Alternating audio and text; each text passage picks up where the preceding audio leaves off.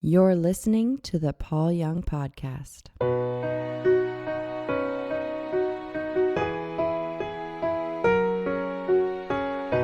Hi, everybody. Welcome to the Paul Young Podcast, and borrowing from Bradley Jersak, which seems to be a pattern recently. But I like the question that he got, and I like the answer that he gave. Somewhere along the line, I may also interject some things, but for now, let's stick with this.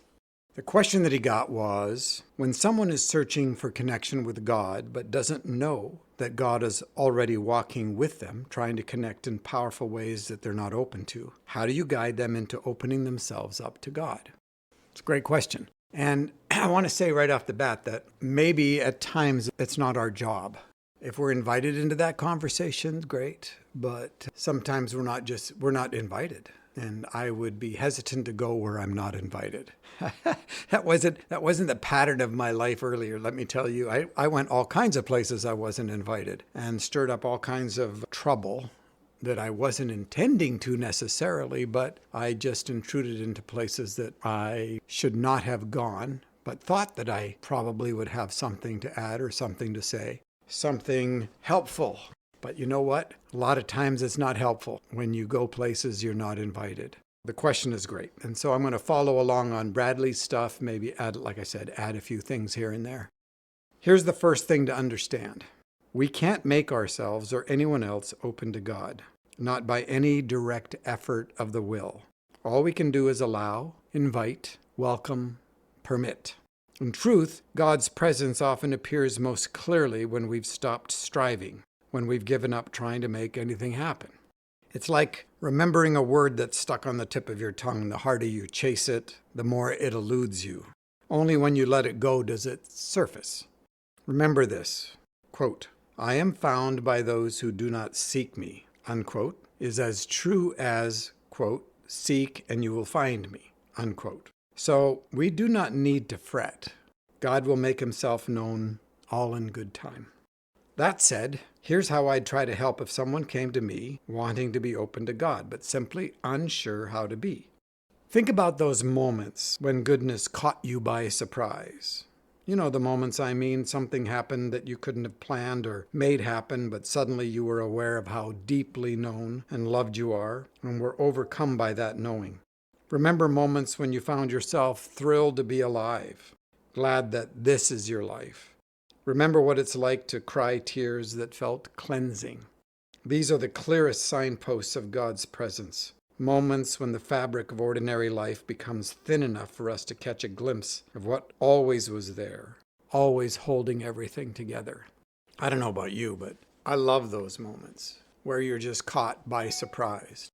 I think Lewis talks a lot about that in terms of his book, Surprised by Joy. Joy being actually a woman that he was in relationship with that was dying. But he got surprised by joy. And he meant the double entendre. He meant both. The joy that was embedded inside this relationship and the joy that just overcame him at times, unreasonably so, illogically so. And I think that's what Bradley's referring to. You may struggle to identify moments like these in your own life. If so, don't worry. Sometimes it's easier to spot God moving in someone else's life, or to spot what seems to be a lack of movement from God. Maybe you've encountered something so gorgeous in someone else that it left you aching and speechless, or a kindness so pure it felt like light itself.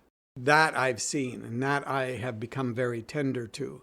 There is nothing that can push me into emotions, tears, like seeing kindness that one person extends to another.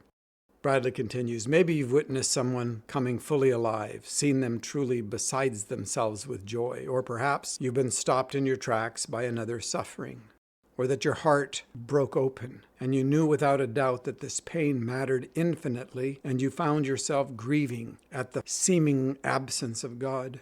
All of these stirrings in you are created by the passing of God. The way of curtain stirs when the wind comes through an open window. Part of what Bradley is trying to get at, and I think it's so fundamentally important, that when he talks about the passing of God, he's not talking about us separated from God and God just showing up briefly before God leaves again. That's not what we're talking about. God lives in us. But there is such a breadth in terms of how God communicates to us. And we think it only should happen in one way, that we forget all of these bountiful other ways, the emotional responses we have, the thoughts that come to mind. Anyway, when it comes down to it, there are two particular stirrings of the heart that I think, this is Bradley, best signal God's work. Compassion that draws us out of our self-absorption towards another's suffering, and gratitude that opens our eyes to the wonders of being alive and the countless gifts that we receive day after day after day. These aren't just feelings, mind you. They're more like practices, in fact, ways of engaging with the world that, though rooted in emotion, reshape how we live and want to live. It's kind of like John the Baptist crying in the wilderness, and they prepare a way for meeting Jesus, bringing down mountains of pretension and raising up valleys of despair so that the path of God runs level and straight. Compassion breaks open the heart, sensitizing us to realities in and around us. And thanksgiving clears the air, driving back the darkness and the powers of evil that try to cloud our minds and try to break our spirit. When we name what we're grateful for, even if we do not couch it in explicitly theological terms, we possess our souls in patience, refusing to bow to doubt and fear and intimidation and despair.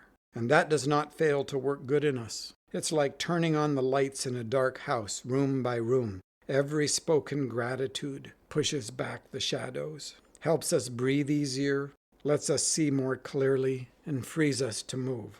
God works through our emotions too, of course, though they're a bit trickier to navigate. Take guilt, for instance.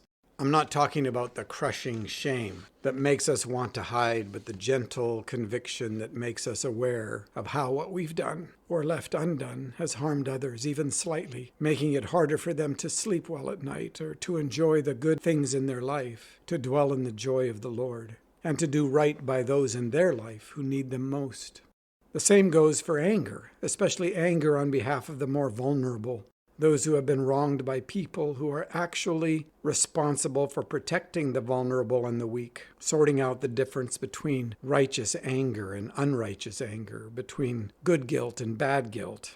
That itself is a work of the Spirit, and the work of doing that sorting makes us more truthful. And the more truthful we are, the purer our heart. And the purer our heart, the readier we are for God to show up in our life.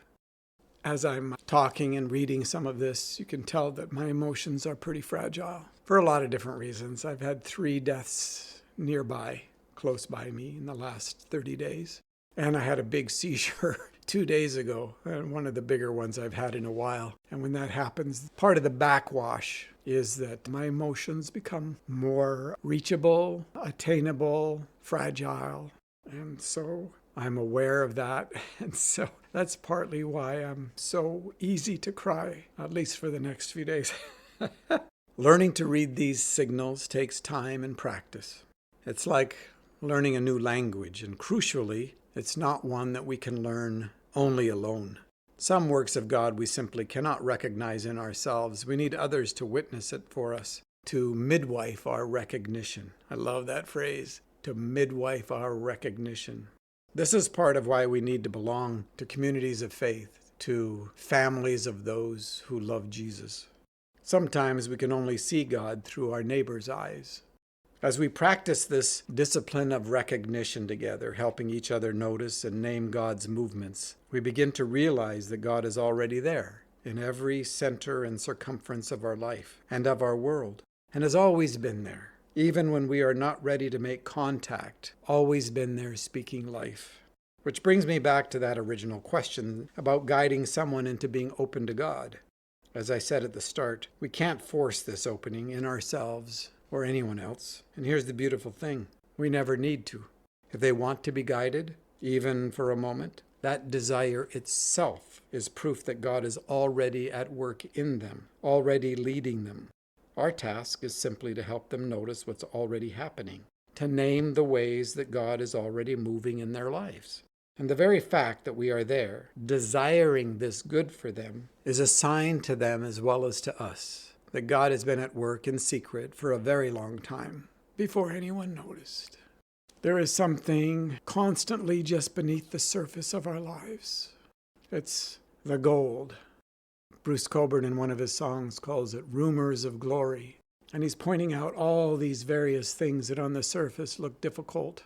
Rumours of glory. I put my hand in, I draw it back scorched. It's one of the phrases in that song.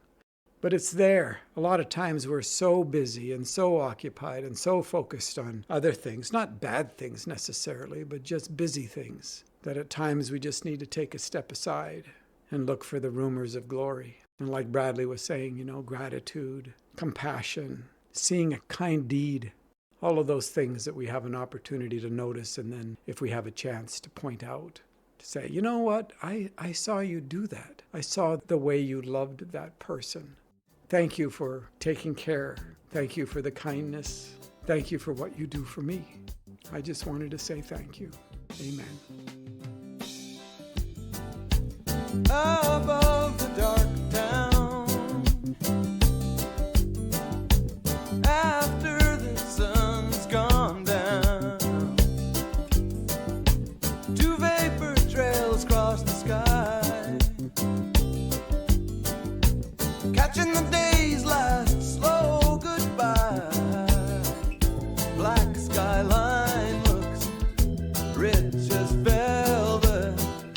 Something is shining like gold, but better rumors of glory.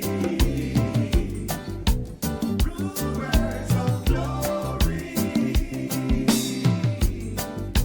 Smiles mixed with curses. The crowd disperses. About whom no details are known. Each one alone, yet not alone. Behind the pain, fear etched on the faces. Something is shining like gold, but better rumors of glory.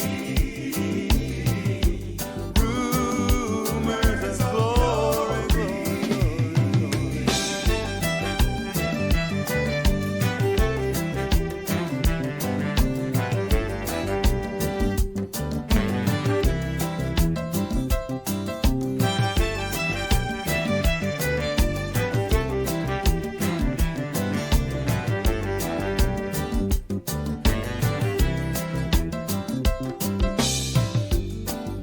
You see the extremes